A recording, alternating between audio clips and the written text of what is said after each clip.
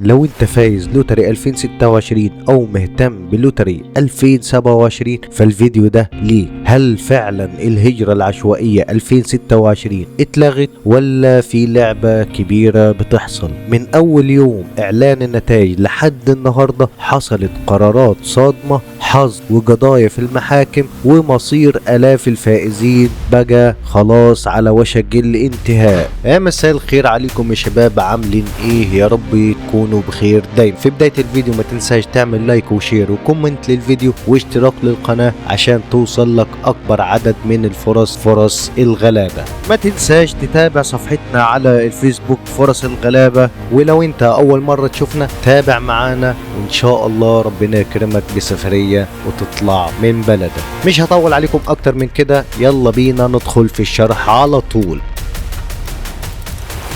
نرجع لبداية المشوار. التقديم كان في 2 أكتوبر 2024 وانتهى في 7 نوفمبر 2024، والنتائج ظهرت في مايو 2025، والناس اللي فازت عرفت انها فازت من خلال الاستعلام عن النتيجة في شهر مايو 2025. والفائزين بدأوا يملوا استمارة الدي اس 260، والموضوع كان عادي جدا جدا وكل شيء كان طبيعي جدا لحد هنا، والدنيا كانت تمام وزي الفل.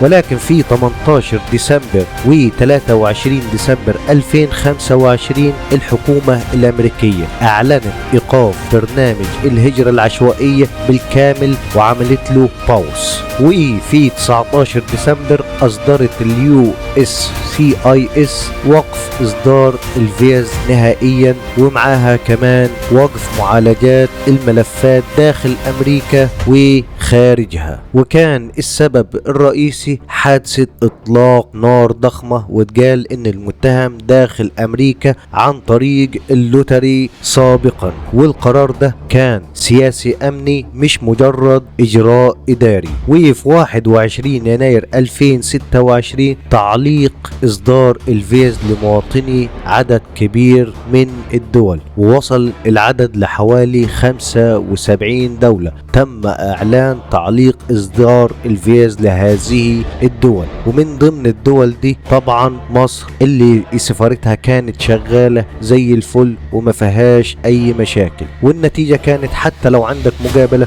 مفيش فيزا، حتى لو انت ناجح مفيش معالجة. الحقيقة المهمة جدا المقابلات شغالة في بعض السفارات لكن مفيش إصدار فيز فعلي، يعني الناس بتدخل المقابلة لكن في الآخر بتاخد administrative processing أو توقف مؤقت لإصدار التأشيرة بسبب قرارات التعليق اللي صدرت عن الرئيس دونالد ترامب. وأخطر نقطة في الموضوع ده إن الفيزا لازم تصدر قبل 30 سبتمبر 2026، لو عدت هتبقى الفرصة بالنسبة لك ضاعت نهائيا. وفي خلال الفترة دي في قضايا جماعية ضد الحكومة اترفعت من أول مارس 2026، وأكثر من 1600 فائز رفعوا قضية ضد وقف المعالجة ووقف إصدار الفيز وحظر بعض الدول، ومنهم قضية مرفوعة من ريد إيجل لو، ودي دعوة للفائزين بلوتري 2026 وتم تقديم عنها في 14 مارس 2026. هدفها إجبار الحكومة ترجع إصدار الفيز وإنقاذ الفائزين قبل انتهاء السنة المالية. وفي فبراير 2026 دعاوي فردية لإجبار إن السفارات تتحرك، وده معناها إن القاضي بيجبر الحكومة إنها تشتغل على الملف الخاص بيك.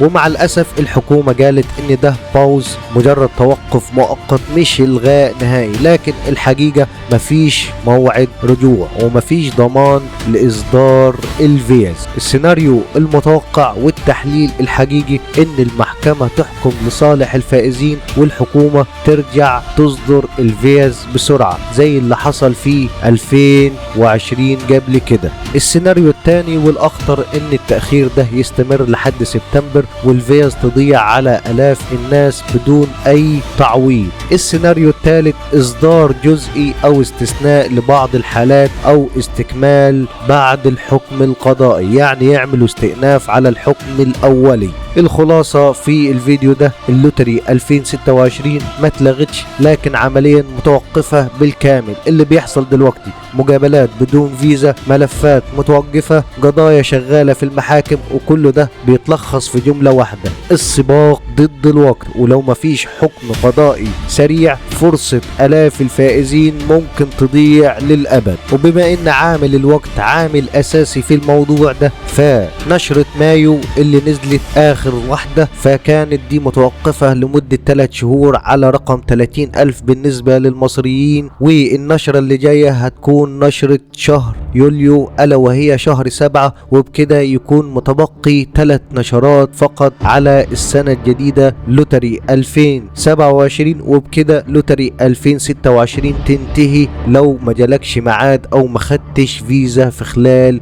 الأشهر القادمة.